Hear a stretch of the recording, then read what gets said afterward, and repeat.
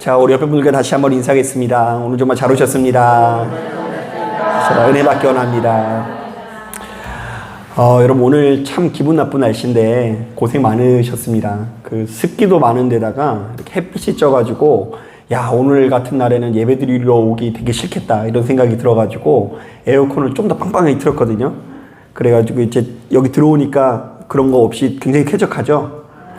아무쪼록 오늘 예배 드리시는 여러분들의 신령 가운데 하나님께서 여러분들의 마음을 시원케 하는 역사가 나타나시게 되시기를 주님의 이름으로 축복합니다. 자, 오늘 우리가 읽은 이 본문을 보면 그 다윗이 이스라엘의 왕으로 즉위한 이후에 언약궤를 예루살렘으로 송환하려고 하는데요. 자, 왜냐하면 당시만 하더라도 언약궤는 하나님의 인재를 상징하는 물건으로서 바로 이 언약궤가 예루살렘에 있을 때에 하나님의 보호를 받을 수 있다라고 여겼기 때문입니다. 실제로 이 여호수아는요, 가나안 땅에 입성하면서 언약궤를 앞세운 전쟁에서 모조리 다 승리를 하고요. 또한 사무엘상 5장을 보면 블레셋 민족이 그냥 멋모르고 이 언약궤를 가져갔다가 그 땅에 엄청난 재앙이 쏟아지게 됩니다. 자, 그러니까 이스라엘 백성들 입장에서는 언약궤를 하나님 그 자체로 생각했거나 혹은 자신들을 지키는 일종의 수호신쯤으로 여겼던 것 같아요.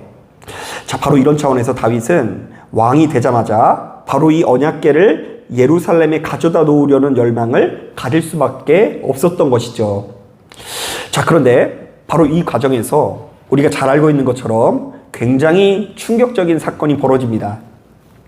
언약궤가 나곤의 타작마당이라는 곳을 지나는 중에 소들이 날뛰어서 이 언약궤가 바닥에 떨어질 것 같으니까 우사라는 사람이 그 언약궤를 어떻게 했다고 하죠? 손으로 붙잡았다라고 합니다. 사실 여러분, 이거 당연한 반응 아닙니까? 이 언약궤가 워낙에 신성한 물건이니까 이 물건이 바닥에 떨어지면 돼요, 안 돼요? 안 돼요. 율법에 의하면 바닥에 떨어지는 그 순간 그게 이제 부정하게 되는 것입니다. 그러니까 이 신성한 물건일수록 그것을 지키기 위해서 우사가 사력을 다해가지고 그 언약궤를 딱 붙든 것이죠. 자, 그런데 이게 웬일입니까? 우사가 언약궤를 만지자마자 그 자리에서 즉사하게 되는데요. 역대상 13장에는 바로 이 장면을 두고 여호와께서 우사의 몸을 찢으셨다라고 기록을 합니다. 자, 그러니까 이게 도대체 어떤 의미인지는 모르겠지만 우사가 언약궤를 만졌다라는 이유로 아주 끔찍한 죽음을 당했다라는 것이 분명해 보입니다. 자, 오늘날 이 시대를 살아가는 우리들 입장에서는 바로 이 사건을 묵상하면서 고개를 갸웃거릴 수밖에 없는데요. 자, 크게 세 가지 점에서 의문을 가질 수 있어요. 자, 먼저 첫 번째로 아무리 봐도 다윗이 언약궤를 예루살렘에 가져다 놓으려고 하는 것은 그래도 좋은 일 같아요? 나쁜 일 같아요?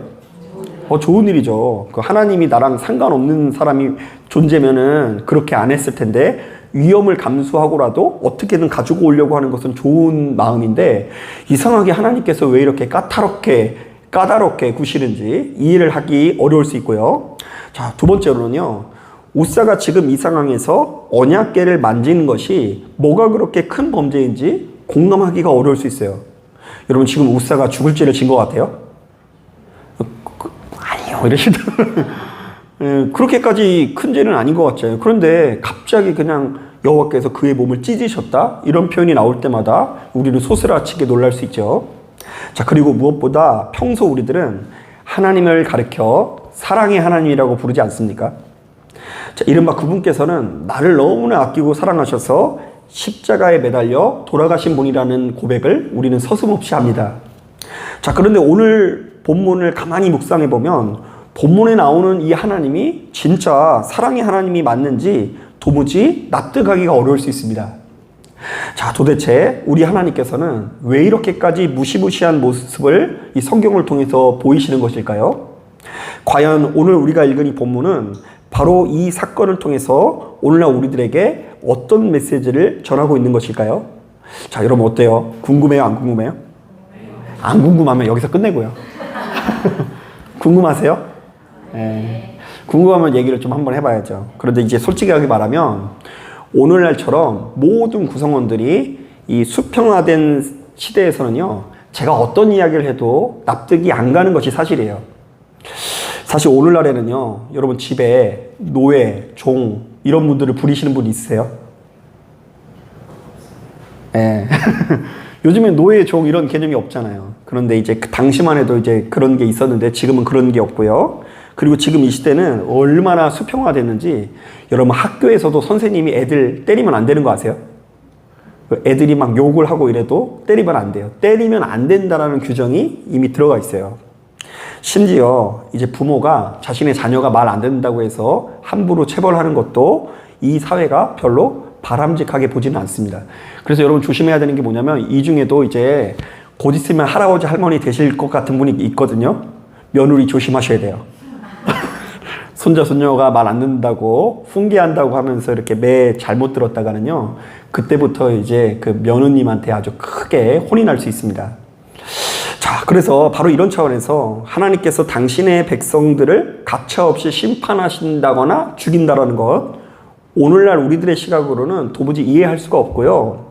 만약 하나님께서 이런 분이라고 한다면 별로 따르고 싶지 않아지는 것이 사실입니다. 우리가 이것을 분명하게 인정하면서 성경을 접근하는 게 좋을 것 같아요. 자, 하지만 지금 이 시대가 그렇다고 해서 바로 이 성경이 쓰여진 시대가 그렇다고는 볼 수가 없겠죠. 그것도 우리가 한번 인정해야 되겠어요.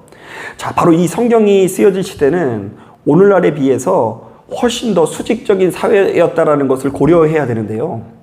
자, 이른바 가족들이 자신들의 가장에게 절대 복종해야 되는 사회이고요. 자, 백성들이 자신들을 다스리는 왕에게 절대 충성하는 사회였다라는 것이죠. 그래서 이제 신하들이 왕한테 말을 안 들으면 죽어요, 안 죽어요? 죽을 수 있는 거예요. 그래서 바로 이런 사회에서는요, 자신이 섬기는 신에게 사람이 제물로 바쳐지는 일이 흔하지는 않았지만 일어났다, 안 일어났다? 일어났다는 걸 알 수 있어요. 그래서 이제 공양미 300석에 몸을 바친 사람이 누구죠? 뭐 십척이가 이제 대표적인 예 아니겠어요? 자, 그렇다 보니 바로 이 성경이 쓰여진 시대만 하더라도 하나님께서 언약궤를 만진 우사를 치셨다라는 것에 대한 거부감이 그렇게 크지는 않았던 것 같습니다. 오늘날 우리들은 이 장면을 보면서 눈살을 찌푸리면서 어떻게 이럴 수가 있을까 싶지만 당시 시대 사람들은 전능하신 하나님께서 우사를 치셨다는 것에 대한 불만이 오늘날처럼 크지는 않았어요. 자, 도리어 우사가 죽는 것이 당연하게 여겼던 것 같기도 한데요. 왜냐하면 8절을 보니까 우사가 죽은 이후에 우사가 죽은 그 장소를 베레스 우사라고 불렀다고 하는데요. 이 베레스 우사라는 말에 이런 의미가 있어요. 한번 따라해 보겠습니다. 하나님께서 우사를 심판하셨다. 예, 뭐가 잘못해서 심판하셨다는 거예요. 한번 따라해 보겠습니다. 우사가 위반을 하였다. 그러니까 우사가 뭔가 위반했다는 것에 초점을 두면서 우사가 죽은 장소가 뭐라고요? 베레스 우사라고 지명이 바뀐 거예요. 자, 실제로 당시 율법을 보면요, 우리가 꼽아볼 수 있는 율법이 있는데요, 이스라엘 백성들이 언약궤라는 것을 옮기기 위해서는 레위인이 어깨에 메고 옮겨야 된다는 이 규례가 있었는데요, 우사가 레위인도 아닌 주제에 어깨 매지도 않고 손으로 만졌으니 하나님께서 이 사람을 치시는 것은 당시 기준으로 볼 때 크게 이상한 일은 아니었던 것 같아요. 자, 그렇기 때문에 바로 이 성경이 쓰여진 시기만 하더라도 바로 이 장면을 보면서 하나님께서 왜 이렇게 엄격하시고 하나님께서 왜 이렇게 무시무시한 심판을 내리셨는지에 대한 불만은 없었을 확률이 높고요. 그보다 10절부터 11절을 묵상하면서 이스라엘 백성들이 크게 충격을 받았을 것 같아요. 자, 먼저 10절부터 11절 말씀 천천히 한번 읽어볼게요. 시작. 다윗이 여호와의 궤를 옮겨 사이성 자기에게로 메어 이를 즐거워하지 아니하고 가즈 사람 오벤에돔의 집으로 메어 간지라. 여호와의 궤가 가즈 사람 오벤에돔의 집에 석 달을 있었는데 여호와께서 오벤에돔과 그의 온 집에 복을 주시니라. 자, 우리는 여기서 오벤에돔이라는 말에 동그라미를 쳐야 되는데요, 참 충격적이게도 바로 이 오벤에돔이라는 사람은 유대인이에요, 아니에요? 네, 자신이 어깨 얘기하시는데 유대인인 것 같아요, 아닌 것 같아요? 아니에요. 유대인이 아니라 유대인의 대적이라고 할 수 있는 블레셋 사람이었고요. 심지어 이 사람의 이름이 에돔 신의 예배자라는 뜻을 가지고 있어요. 그러니까 에돔 신을 예배하는 사람이 오벳 에돔입니다. 자, 이스라엘의 대적인 사람이고요. 하나님을 믿는 사람이 아니라 누구를 섬기는 사람이에요? 우상을 섬기고 에돔의 신을 섬기는 사람이에요. 자, 그렇다면 이스라엘 백성들 입장에서는 바로 이렇게 이방인의 가정에 언약궤가 들어갔다고 한다면 어떤 역사가 나타나기를 기대했을까요? 예, 하나님께서 그야말로 본때를 보여주시는 장면을 기대했겠죠. 자, 왜요? 하나님께서는 지금 누구의 하나님이시라고요? 이스라엘의 하나님이시잖아요. 그들은 지금껏 성경을 묵상하면서 하나님께서 아브라함의 하나님이요, 이삭의 하나님이요, 야곱의 하나님이라고 배워왔거든요. 하나님께서는 자신들의 조상들의 하나님이라고 배웠어요. 그러니까 바로 이런 하나님께서 지금껏 이스라엘 민족들을 못살게 굽던 블레셋 민족을 아주 매섭게 심판하는 것은 아주 당연한 일이었다라는 것입니다. 그들의 상식이었어요. 오늘날까지도 유대인들은 하나님께서 누구의 하나님이라고 주장을 해요? 자신들만의 하나님이라고 주장을 해요. 대한민국이라는 땅에 있는 우리는 믿음의 백성입니다 라고 얘기하면 콧방귀를 끼면서 니네는 할례 받지 않았잖아, 니네 아버지가 아브라함이 아니잖아, 이렇게 얘기하면서 문제를 제기할 수 있습니다. 그런데 얼마 전에 우사를 심판하신 하나님께서 정작 오벤에돔이라는 이방인의 집에서는 그들을 심판하지 않고 그들에게 도리어 무엇을 주었다라고 기록되어 있죠? 복을 주셨다고 하는데요. 이스라엘 백성들은 바로 이 장면을 묵상하면서 크게 충격을 받을 수밖에 없는 것입니다. 자, 그런데 사무엘하 기자는요, 이스라엘 백성들이라고 한다면 모두가 불편해할 만한 바로 이 장면을 인용하면서 대단히 중요한 메시지를 전하는데요. 자, 그것은 크게 세 가지로 요약해 볼 수 있을 것 같아요. 자, 먼저 첫 번째, 한번 따라하겠습니다. 하나님의 사랑은 너희들이 생각하는 것보다 훨씬 더 크고 넓다. 네. 그러니까 너희는 하나님께서 오로지 이스라엘만을 사랑한다라고 생각을 하지, 그래서 너희는 하나님께서는 이스라엘을 무조건 축복하고 이방인들은 모조리 다 죽일 것을 기대하지만 하나님의 사랑은 너희들이 생각하는 것보다 훨씬 더 크고 넓다. 자, 그러므로요, 우리가 알 수 있는 건 뭐냐면, 여러분, 내 마음에 안 든다고 해서 하나님 마음에 또 안 드는 것은 아니라는 것을 기억해야 돼요. 자, 내 마음에 안 드는 사람도 하나님께서 아끼고 사랑하신다라는 것을 인정할 수 있는 사람이 될 줄로 믿습니다. 자, 그런가 하면 두 번째로 어떤 메시지를 얻을 수 있냐면, 한번 따라해 보겠습니다. 하나님께서는 사람의 혈통을 보고 축복해 주시는 분이 아니라 순종하는 자에게 복을 주시는 분이시다. 자, 그러니까 이게 어떻게 들렸냐면요, 너희는 하나님께서 아브라함의 하나님이요, 이삭의 하나님이요, 야곱의 하나님이라고 생각을 하지, 그래서 너희가 가진 혈통이 너희에게 큰 복을 가져다 줄 거라고 생각할 거야. 하지만 하나님께서는 혈통을 보시지 않고 순종을 보시는 하나님이시다. 그렇기 때문에 이스라엘도 언약궤를 아무리 가져다 놓는다고 할지라도 순종하지 않으면 심판을 받고, 이방인들도 순종을 하게 되면 복을 받을 수 있다는 것을 경고하시는 거예요. 자, 조금 더 구체적으로 이야기하면 우리 세 번째로는 이렇게 요약해 볼 수 있을 것 같아요. 한번 따라 보겠습니다. 그러므로 너희는 언약궤를 가지고 있다고 해서 뻐기지 말고 하나님께 순종하는 삶을 살라. 예. 지금 내가 언약궤 갖고 다닌다는 것 때문에 뻐기고 다니지 말고 도리어 이방인들보다 하나님께 더 어떻게 하기 위해 노력하라고요? 순종하기 위해 노력해라. 여러분, 실제로 이 사무엘상 초반부를 보면 이스라엘 백성들이 블레셋과의 전투를 앞두고 언약궤를 앞세우면서 기세등등하는 장면이 나와요. 자, 그러니까 자신들은 언약궤가 있으니까 무조건 승리한다라는 자신감이 이 사무엘상 초반부를 보면 넘쳐 흘러요. 하지만 그 전쟁에서 이스라엘은 도리어 대패를 하게 되고요. 블레셋 사람들에게 언약궤를 빼앗기게 되는데요. 자, 그 이유는 아주 간단합니다. 언약궤는 하나님이에요, 아니에요? 언약궤는 하나님이 아닐 뿐더러 하나님께서는 순종하는 자에게 복을 주시는 분이시기 때문입니다. 자, 그런데 이스라엘이 사실은 블레셋보다 훨씬 더 악하게 살면서 언약궤를 앞에 세웠다고 해서 복을 받는 것을 기대하면 안 된다는 것이죠. 자, 그러니까 다윗은 예루살렘에 언약궤를 가져다 놓기만 하면 복을 받을 것을 기대했을지 모르겠지만 하나님께서는 그런 분이 아니라는 메시지를 전하는 것입니다. 자, 저는 바로 이 장면이 오늘날 이 시대를 살아가는 우리들에게 너무나 큰 교훈을 주는 것 같습니다. 자, 제가 지금껏 말씀드린 것처럼 여러분 조금 피곤하지만 한번 들어보세요. 제가 지금 말씀드린 것처럼 당시 이스라엘 백성들은 혈통이나 언약궤를 꼭 붙들면서 나는 이제 무조건 의인이고 나는 이제 무조건 큰 복을 받겠지 이렇게 생각했거든요. 지금 나의 조상이 누구니까? 아브라함이니까 나는 의인이다.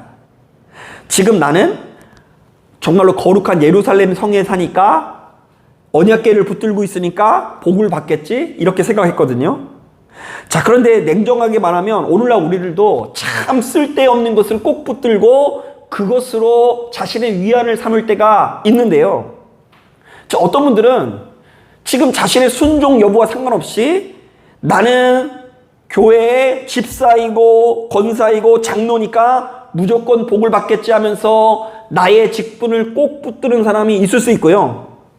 그리고 제가 교회 다니면서 이런 얘기를 들은 적도 많아요. 아, 자신은 3대째 예수를 믿는 집안이래요. 3대째 목사인 집안이래요.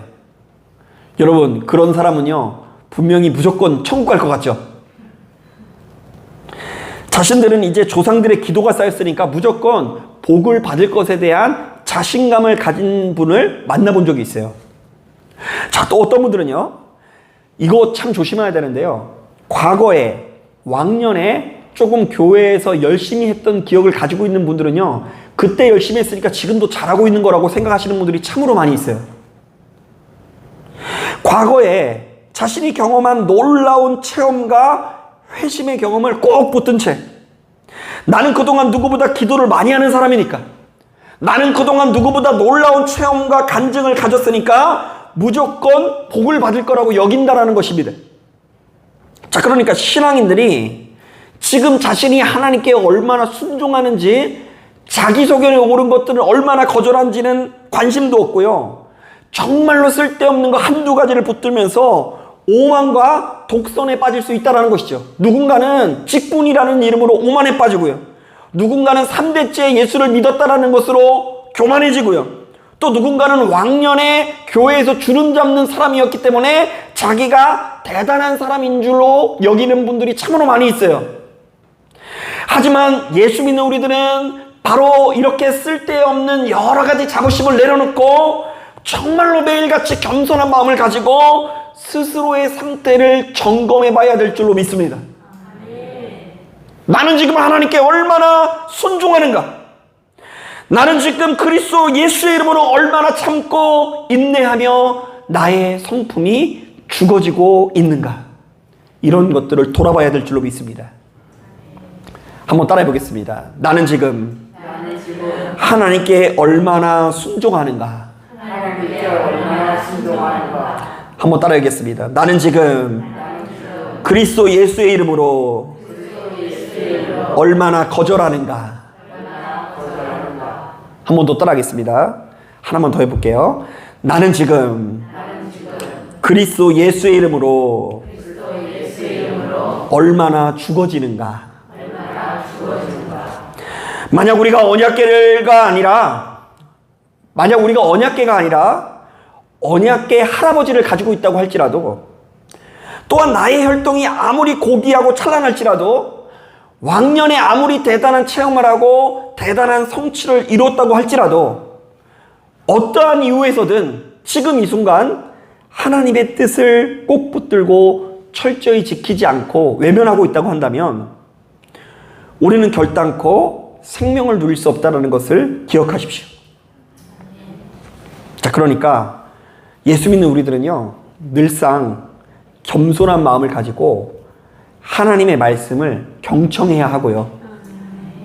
그 말씀에 비추어 자기 자신을 수시로 돌아보면서 자기 소견에 옳은 것을 내려놓고 오로지 하나님의 뜻을 따라야 한다는 것을 믿으시는 저와 여러분들이 되시기를 주님의 이름으로 축복합니다. 자, 기도하겠습니다.